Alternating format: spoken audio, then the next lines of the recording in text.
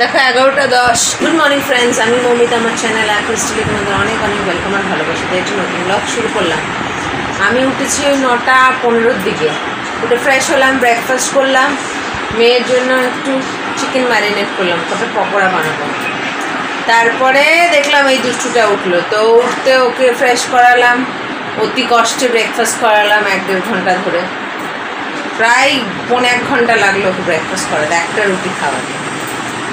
তো এই খাইয়ে উঠলাম, এখনও বিছানাপত্র গুছাইনি। এই যে গেছিলাম একটু বাথরুমে, বিছানা গুছাতে হবে। এদিকে বাইরে দিয়েছে বিশাল রোদ। দুষ্টুটা এখনও মনে হয় মুখের মধ্যে আছে হুগলি উড়ে। দেখি মুখ দেখি, এখনও মুখে আছে, চিবাচ্ছে। আমার বাথরুমে ঘুরে আসা হয়ে গেল। এদিকে হচ্ছে রান্না বান্না, মায়ের একটা হয়ে গেছে, আরেকটা হবে। আজকে আমাদের চিকেন হবে, তো এই যে মেয়ের জন্য কটা পকোড়া বানাবো বলে ম্যারিনেট করে রেখে দিয়েছি। এখন এটাকে ভাজবো, তারপর চিকেন হবে। দেখি রান্না করতে করতে বিছানা গুছাবো, কী করি দেখি।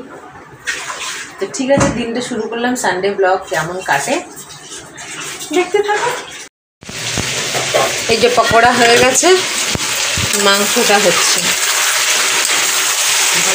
আরেকজন দাদুর সঙ্গে ওই ঘরে গেছে,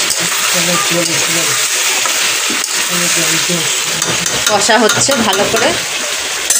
এখানে আলু ভাজা আছে। ঠিক আছে, ঝটপট রান্নাটা করি, 12টা বাজে।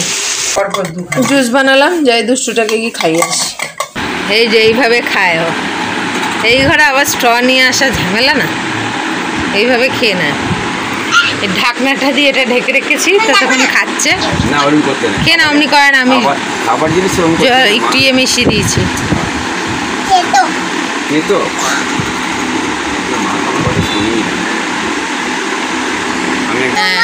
না গো, তেতো না, খালি বদমাসি, কোনো তেতো না। তো খাওয়ারই তো সমস্যা।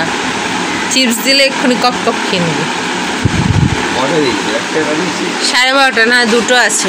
স্নান করাবো, ঘর দোর মোছামুছি হচ্ছে, ঘর পরিষ্কার হচ্ছে, তারপরে স্নান করাবো। উঠেছে কটায় উঠে? 10টা মনে হয়। 2টো বাজতে 5 মিনিট বাকি। এটা খাবে দুষ্টু। ওটা এমনি করে না। ঢুকে যাচ্ছে। আজকে আমাদের হয়েছে এই যে মাছের মাথা দিয়ে লাউ দিয়ে মুরগির মাংসর কারি, আর এই যে মেয়ের পকোড়া, স্যালাড।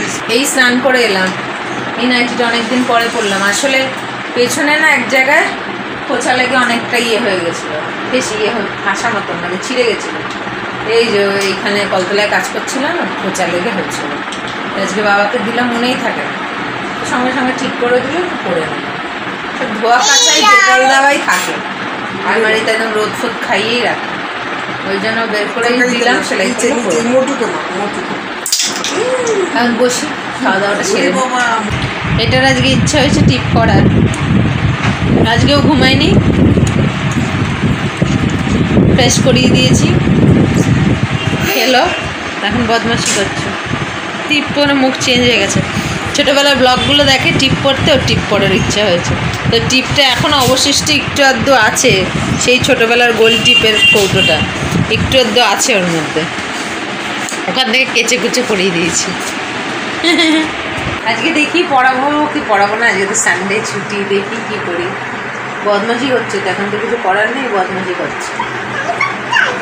এখন দেখো 8:10 মিনিট বাকি। এটা না পড়াশোনা করছিল, পড়াশোনা করতে করতে দেখছি না হাই তুলছে। দুপুরে আজকে ঘুমায়নি, ওই জন্য আর পড়াচ্ছি না। যাই একটু ক্রিস্টিনাদের ঘর থেকে ঘুরে আসি, ঘুমটা কেটে যাবে। তারপর আজকে 9টার মধ্যে ওকে খাইয়ে দেবো, আমিও খেয়ে নেবো।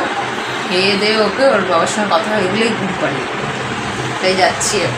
10টা বাজে, একই প্লেটে নিলাম, ওকেও খাইয়ে দিলাম, বাকিটা আমি খেয়ে নিলাম। ওর ঘুম পাড়ালে ঘুমিয়ে গেছে, ঘুম এসে গেছে অলরেডি। এটাই ভালো, দুপুরবেলায় 1.5 ঘন্টা ঘুমানোর থেকে দুপুরবেলা ঘুমালে এরকম করে। সামনে স্কুল খুলছে আবার, তাড়াতাড়ি ঘুমাবে, তাড়াতাড়ি উঠে যাবে।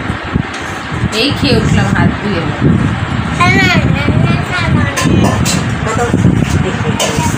দুষ্টু টিপ রানী টিপ পড়েছে অনেক দিন পরে, কিন্তু অনেক দিনের টিপ তো এইসব চোখে ফোকে তো একদম দেওয়া যাবে না, কপাল বলেই দিয়েছি। ঠিক আছে, ব্লগটাকে শেষ করে দিচ্ছি। আগামীকাল আসছি আবার একটা নতুন ব্লগ নিয়ে। তোমরা ভালো থেকো, সুস্থ থেকো, নিজেদের খেয়াল রেখো। Good night.